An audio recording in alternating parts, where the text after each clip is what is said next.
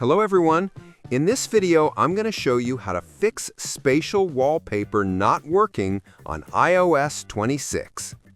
If your wallpaper looks flat or the 3D effect isn't showing, the first thing to check is if you've actually selected a spatial wallpaper from the wallpaper gallery.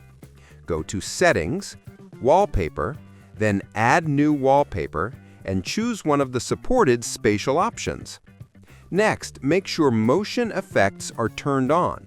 Go to Settings, Accessibility, Motion, and disable Reduce Motion, because if it's enabled, the wallpaper effect won't work. Also, check that your phone supports spatial wallpapers, since older models may not display them properly.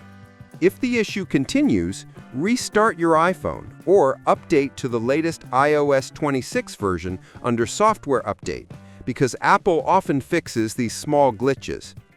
After that, your spatial wallpaper should be working again with the full 3D depth effect. Subscribe to the channel for more videos.